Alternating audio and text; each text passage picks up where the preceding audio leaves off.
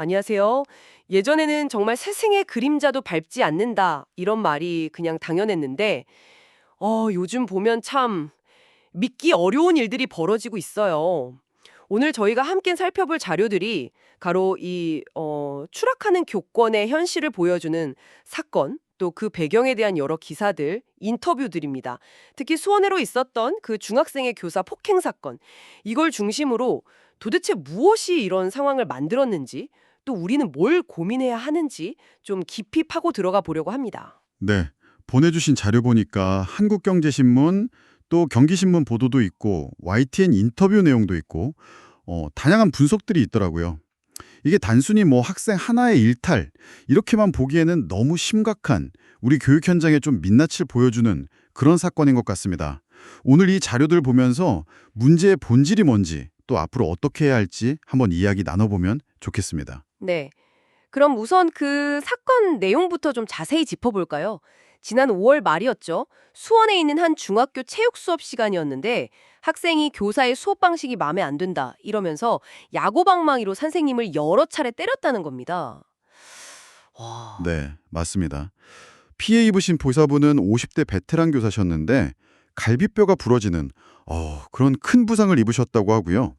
가해 학생은 특수상해 혐의로 조사를 받았고 혐의도 인정했다고 합니다.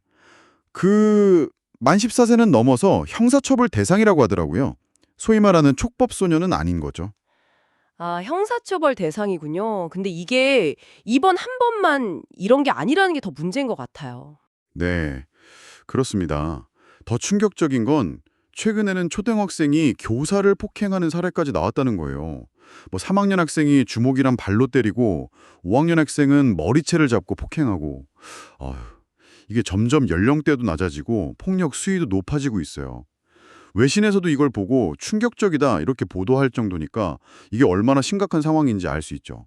외신까지요? 이야, 통계 같은 걸로도 좀 확인이 되나요? 실제 교육 현장 분위기는 어떤가요? 네. 교육부 통계를 보면요. 작년 한 해 동안 교사가 학생한테 폭행이나 상해를 입은 이렇게 공식적으로 접수된 건수만 518건입니다. 이게 하루 평균으로 따지면 1.4건 정도 되는 건데 사실 신고 안 된 것까지 하면 훨씬 많을 거라고 봐요. 하루 1.4건. 와, 정말 심각하네요. 그렇죠.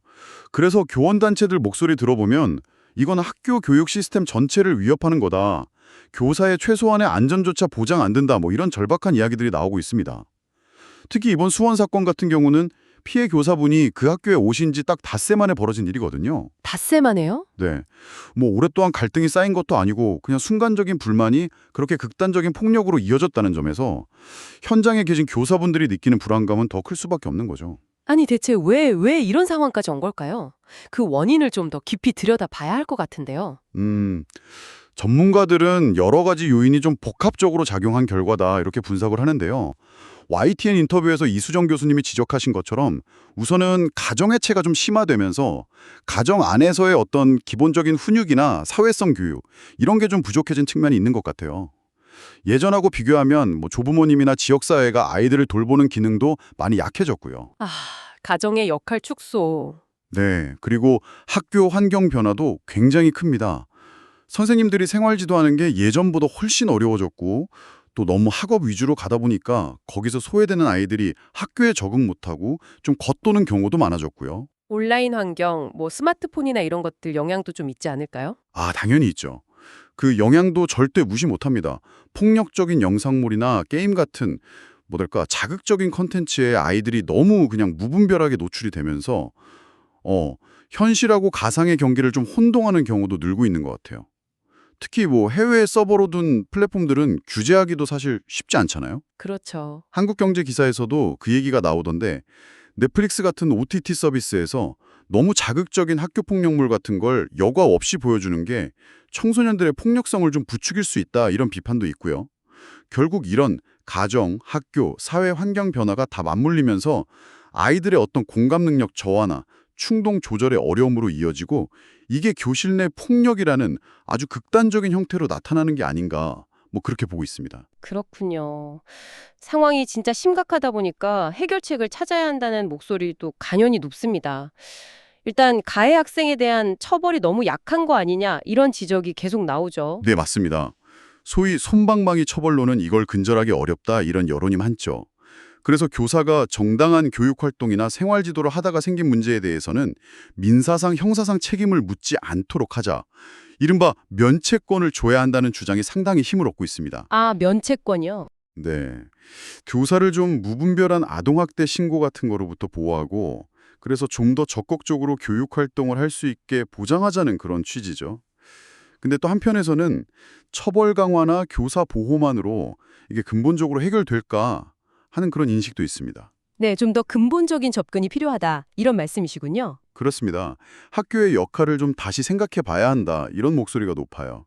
단순히 지식만 전달하는 곳이 아니라 학생들의 좀 다양한 흥미를 반영하는 교육 과정을 운영하고 특히 상담 기능을 대폭 강화해야 한다고 봐요. 그래서 가정에서 혹시 채워주지 못하는 정서적인 돌봄이나 관계 형성 이런 걸 학교가 좀 지원해줘야 한다는 거죠. 신뢰관계가 바탕이 되어야 비행 예방도 가능하다. 이런 이야기입니다. 그 소년법 개정 관련 논의는 좀 어떻게 되고 있나요? 엄벌주의 요구도 상당한 것 같던데요? 네, 엄벌 요구가 큰 건 사실입니다. 하지만 이 가해 학생들도 결국은 미성년자고 여전히 교육하고 개선의 기회가 필요하다는 점을 또 고려해야 하거든요. 그래서 처벌 연령을 낮추자 이런 식의 좀 획일적인 접근보다는 개별 학생의 상황, 예를 들면 정신과적인 치료가 필요한지 아니면 환경 개선이 필요한지 이런 걸 좀 면밀히 파악해서 치료 명령이나 교육 명령 같은 좀 더 내실화된 맞춤형 개입을 하고 선도 시스템 자체를 강화하는 게 장기적으로는 더 효과적일 수 있다. 이런 전문가 의견도 있습니다. 아까 그 YTN 인터뷰에서 김승혜 단장님이 지적하신 내용도 좀 인상 깊었어요. 아이들이 잘못해놓고 장난이었다고 이렇게 둘러대는 문제. 이거 제대로 교육해야 한다. 그리고 내 아이가 피해자일 때랑 가해자일 때 부모 태도가 확 달라지는 그런 이중적인 모습. 이것도 우리가 풀어야 할 숙제다. 이런 지점이요. 아, 네. 그거 정말 중요한 지적이죠. 결국 어른들의 일관성 있는 태도, 또 교육이 중요하니까요. 네, 오늘 저희는 수원중학교 교사 폭행 사건을 통해서 이 교권 추락의 현실, 그리고 그 이면에 있는 여러 복잡한 원인들을 살펴봤습니다.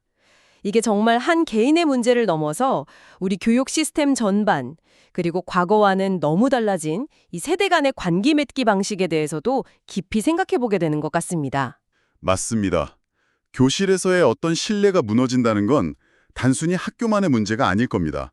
어쩌면 우리 사회 전체의 관계 맺기, 또 소통 방식에 대한 어떤 경고일지도 모르겠어요. 청취자 여러분께서도 오늘 저희 이야기를 들으시면서 단순히 처벌 강화나 제도 개선을 넘어서요. 2025년, 지금 대한민국에서 이렇게 무너진 신뢰를 어떻게 회복하고 건강한 관계, 특히 스승과 제자, 그리고 더 나아가 세대 간의 건강한 관계를 다시 만들어가기 위해서 우리 각자는 무엇을 할 수 있을지 한 번쯤 고민해 보시면 어떨까요? 이것이 오늘 저희가 던지는 질문입니다.